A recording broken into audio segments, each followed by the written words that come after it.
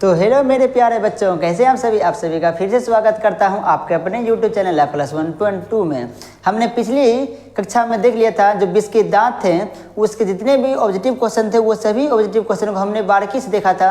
और आज हम उसी चैप्टर का सब्जेक्टिव को मोस्ट इंपॉर्टेंट क्वेश्चन लेकर आया हूँ आपके सभी के लिए। जो बच्चे 2025 में एग्जाम देने वाले हैं वो सारे बच्चे वीडियो को स्किप ना करें और वीडियो को अंत तक देखें। हम सारे प्रश्न को बारीकी से हम पढ़ते जाएंगे और सारे प्रश्न को समझाते चलेंगे। आप बस करना क्या है, तो कॉपी कलम लेके चलना आना है और आपको नोट करते हुए चलना है। अब मैं उम्मीद करता हूं कि आपको एक प्रश्न भी ऐसा नहीं छोड़ूंगा जिसमें कि आपको याद करना पड़ जाए। आपके लिए मैं बहुत ही मेहनत कर रहा हूं, इसके लिए आप जल्दी इस वीडियो को लाइक कर दें और अपने दोस्तों में शेयर कर दें। और अगर चैनल पहली बार विजिट कर रहे हैं तो जल्दी चैनल को जल्दी से सब्सक्राइब कर दें। चलिए आपको बिना टाइम का यह क्लास शुरू करता हूं। देखिए आपका चैप्टर क्या है, आपका चैप्टर फिर से है 20 के दांत। जो क्या है, 20 के दांत है। आखिर 20 के दांत के लेखक कौन है बच्चों? तो जो सबसे इंपॉर्टेंट क्वेश्चन है ना 20 के दांत के लेखक वही पूछा था, ऑब्जेक्टिव हो जाता है। लेकिन हम यहाँ ऑब्जेक्टिव लेवल के सब्जेक्टिव देखेंगे, ठीक है।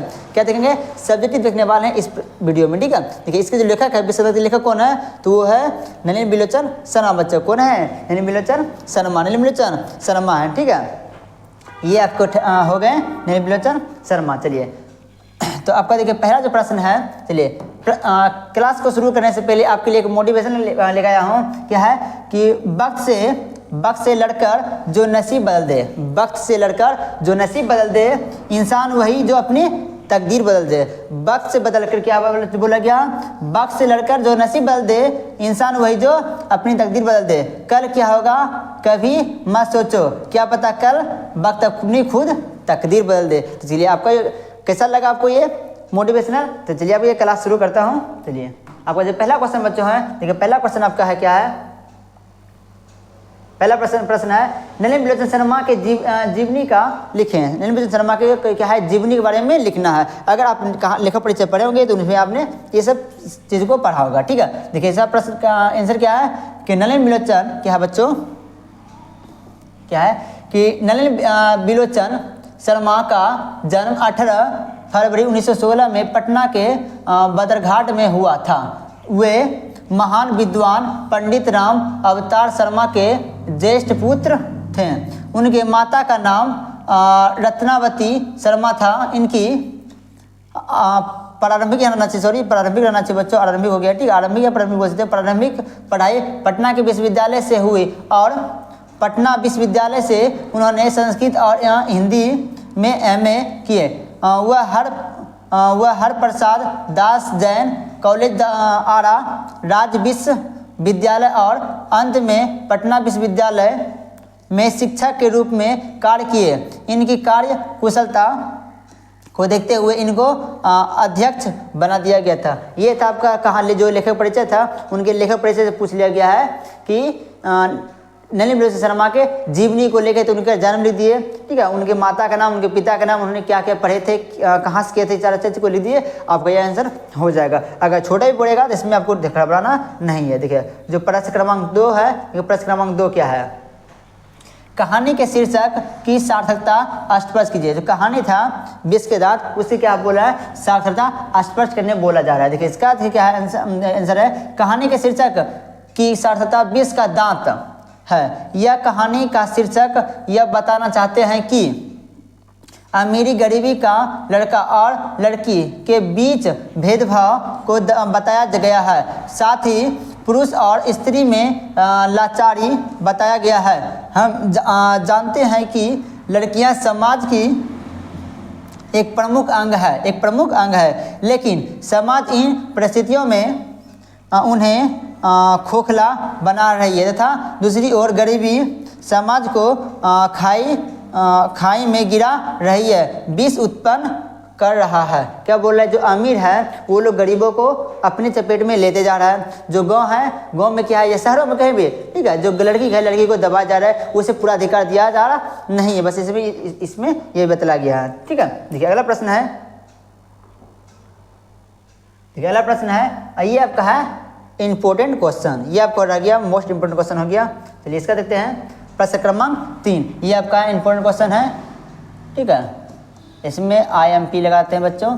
ये इंपॉर्टेंट क्वेश्चन है। क्वेश्चन क्या है, सेन साहब के पारिवारिक में बच्चों के पालन पोषण में किए जा रहे लिंग आधारित भेदभाव का अपने शब्दों में वर्णन कीजिए। जो उनके परिवार थे, उनके परिवार में बच्चों के प्रति, उसके पास 5 बेटी थी, 1 बेटे थे। बेटे को सारा छूट था, वो कुछ भी कर सकता है, लेकिन बेटी पर्दे के अंदर रहेगी, वो कुछ बोल नहीं सकती है, ठीक है, बस घर में बैठेगी, उसे पढ़ना नहीं, मतलब पूरा जो है ना भेदभाव किया जा रहा था। वह बोल रहे उसके परिवार में भेदभाव जो लिंग आधारित है, अर्थात लड़का लड़की में भेदभाव जो किया जा रहा था उसके बारे में पूछा गया है। चलिए इसका देखिए आंसर क्या हमने किस तरह से बनाया है। सेन साहब के परिवार में लड़कों लड़कियों के पालन अलग नियम, पोषण में अलग नियम, शिक्षा, खेलना, घूमना, इन सब में अलग अलग नियम कानून था। उनके परिवार में सब चीज़ में क्या था, खेलना, पढ़ना, खाना, घूमना, आज़ादी, सारा चीज़ में क्या था, अलग अलग बच्चों नियम था, ठीक है। सेन साहब के परिवार में लड़कियों के लिए अलग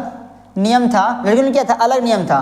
लड़कियां ज़्यादा बोल नहीं सकती थी, जबकि उनका एक बेटा जिसके लिए कोई नियम नहीं था, उसका एक बेटा था। होता नहीं, गाँव देते होंगे, एक बेटा है तो दुलड़ुआ है, बाबू हो झुंझुना बना कर रहता है, और जब बच्चा बड़ा हो जाएगा तो वह क्या करेगा, तो बाबू बोलेगा बाबू घर से निकलिए क्योंकि मेरा पत्नी आ चुकी है घर में, उसे फिर वृद्धाश्रम में दे। तो बच्चों को हम पहले ही बोलना चाहेंगे, बच्चों को है ना बचपन से उसे कृत्य करके रखना चाहिए, ठीक है। उसे सही गलत का सही चीज़ का ज्ञान देना चाहिए, सामाजिक ज्ञान देना चाहिए, नहीं कि बस तुम जो करो तुम सब सही हो, लेकिन अगर लड़की करेगी तो सब गलत है। लड़कियों का भी उतना अधिकार है जितना कि एक लड़के को है, ठीक है। चलिए अगला प्रश्न है, अगला प्रश्न क्या है, अगला प्रश्न होगा 4 में। देखिए क्या है, देखिए खोखा किन मामलों में अपवाद था। ये भी आपका VBI है, ये प्रश्न 2025 में अवश्य पूछेगा, तो इस प्रश्न को बिल्कुल ना छोड़ें, ठीक है। चलिए आंसर क्या है कि सेन साहब के पुते का जन्म क्या है, सेन साहब का पुत्र, सॉरी यहाँ पुत्र होना चाहिए था, ठीक है, ठीक है। सेन साहब के पुत्र का जन्म उस समय हुआ जब उनके 5 लड़कियां थी। सेन साहब के जो बेटा है जो कासू, उनका जन्म कब हुआ था, जब उनके पास पहले से ही 5 बेटी थी तथा उनका कोई पुत्र नहीं था, एक भी पुत्र नहीं था। तो उस समय उनके यहाँ एक पुत्र का जन्म हुआ जो उसके बुढ़ापे का अंतिम सहारा था तथा वह मूर्खता और उदंडता में अपवाद था। वो क्या था, बदमाशी बोल सकते हो, करने में अपवाद था। अगर वो प्रश्न आपको अच्छा नहीं लगा है आंसर, देखिए हम लेते क्या, जो सेन साहब के जो बेटे थे कासू, वो किस में अपवाद है। इसमें आपको लेना है कि सेन साहब के बेटे का जन्म, कासू का जन्म उस समय हुआ जब उनके पास पहले से 5 बेटी थी। जब उनका जन्म हुआ तो उसे सारा छूट दे दिया गया, और जब धीरे धीरे वो बड़ा होने लगे तो वो सारी चीज़ों में अपवाद होने लगे, जैसे अपनी बहनों का मारना, बहनों का बाल नोचना, मतलब बड़ों से बदतमीजी से बात करना, कार का मतलब टायर का हवा निकाल देना, हेडलाइट फोड़ देना, ये सारी चीज़ों में क्या था, वो तो अपवाद है, ठीक है। चलिए अगला प्रश्न है, अगला प्रश्न क्या है, अगला प्रश्न पढ़ते हैं। चलिए अगला प्रश्न क्या है कि सेन साहब क्या है कि सेन दंपति खोखा में कैसी संभावनाएं देखते थे और उन संभावनाओं के लिए उन्होंने उसकी कैसी शिक्षा तय की थी। तो सेन साहब की जो है खोखा के लिए कैसी शिक्षा का सोचे, देखिए इसको क्या पढ़ना है। देखिए इसका आंसर क्या है कि सेन साहब, बच्चों क्या है कि सेन साहब दंपति खोखा को इंजीनियर बनाना चाहते थे। पूछेगा आपका ऑब्जेक्टिव में कि जो सेन साहब है, बच्चों क्या है कि जो सेन साहब है वो अपने बेटे को खोखा को क्या बनाना चाहते हैं, खोखा मतलब कासू दोनों एक ही नाम है, ठीक है, क्या बनाना चाहते थे, तो बच्चों क्या बनाना चाहते थे, तो इंजीनियर बनाना चाहते, क्या बनाना चाहते थे, इंजीनियर बनाना चाहते थे। सब संभावनाएं देखते थे कि क्योंकि वह उनकी आंखों का तारा था, वो उनकी आंखों का तारा था। एक बेटा था, एक बेटा माने दुलड़ुआ, ठीक है, तो क्या था, तारा था। उनको इंजीनियर बनाने के लिए ट्रेनिंग दी जाती थी, ठीक है।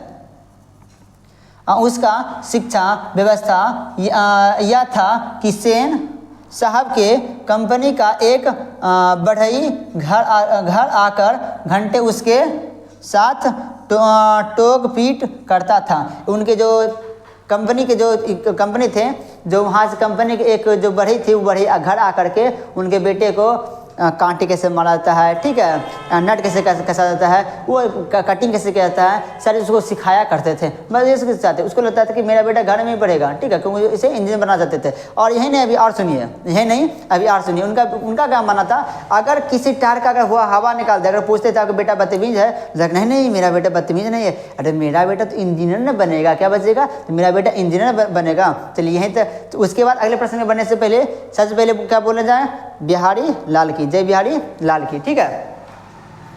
अगला प्रश्न ये क्या है, अगला प्रश्न बढ़ते हैं। अगला प्रश्न बच्चों 6 नंबर प्रश्न आपका है।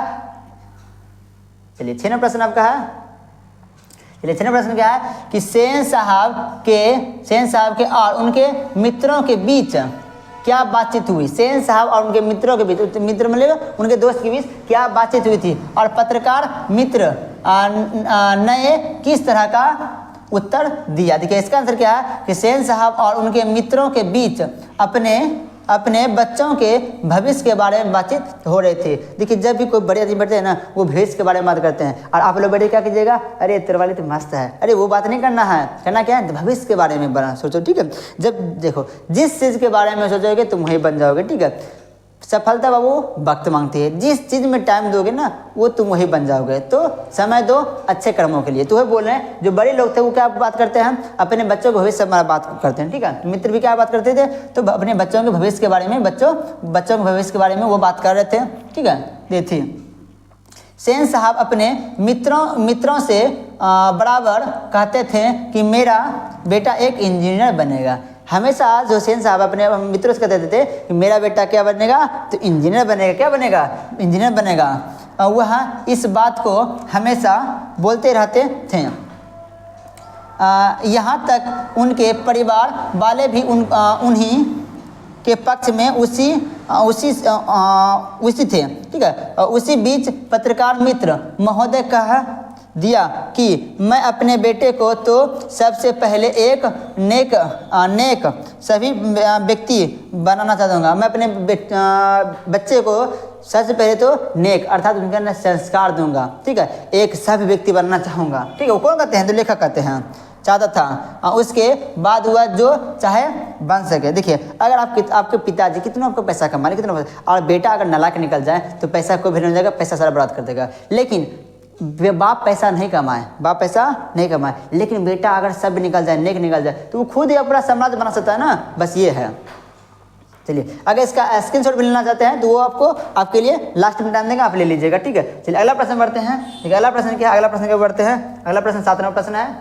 इसमें टोटल 8 प्रश्न मिल रहे हैं और सारे लगभग इंपॉर्टेंट है। चलिए अगला क्या है कि मदन और ड्राइवर के बीच विवाद को कहानीकार क्या बताना चाहते हैं, या यहाँ पूछ देगा कि मदन और ड्राइवर के बीच झगड़ा किस तरह हुआ, ये भी आप पूछ सकता है। चलिए इसका होगा मदन और ड्राइवर के बीच झगड़े के विवाद को कहानीकार पिता के पुत्र को आदर्श के रूप में बताया है। लेखक बताना चाहते हैं कि पिता को अपने पुत्र की रक्षा के लिए हर प्रकार की कुर्बानियाँ देने के लिए तैयार होना चाहिए, और पुत्र को सभी पिता का अनुसरण करना चाहिए। क्या बोला गया है कि किसी भी पिता को अपने पुत्र के भविष्य बनाने के लिए हर चीज़ के उसे कुर्बानी देना चाहिए, और साथ ही पुत्र को अपने पिता का आदर करना चाहिए, बस ये बोला गया है, ठीक है। अगला प्रश्न है, अगला प्रश्न, और ये आपका लास्ट प्रश्न है बच्चों। देखिए लास्ट प्रश्न क्या है कि रोज रोज अपने बेटे मदन की पिटाई करने वाला गिरधर लाल मदन द्वारा खोखा की पिटाई करने पर उसे पीटने की बजाय अपनी छाती से क्यों लगा लिया। क्या बोला गया है कि जिस बेटे को रोज रोज पीटे थे, कोई जो पिता है गिरधर लाल, वो अपने बेटे मदन को रोज रोज पीटते थे, लेकिन जब उन्होंने सेन साहब के उनके मालिक के बेटे को जब पीटा, जिनके फैक्ट्री में वो काम करते थे, उनके बेटे को जब उन्होंने मारा तो उन्हें पीटने की जगह उन्हें छाती से क्यों लगा दिया गया, ठीक है। तो यहाँ बच्चों बहुत अच्छा बात बोला गया है। देखिए क्या बोला गया, गिरधर लाल जो बार बार मदन की पिटाई करते थे, आज मदन द्वारा खोखा की पिटाई करने पर उसे मारने के बजाय सीने से इसलिए लगा रहे हैं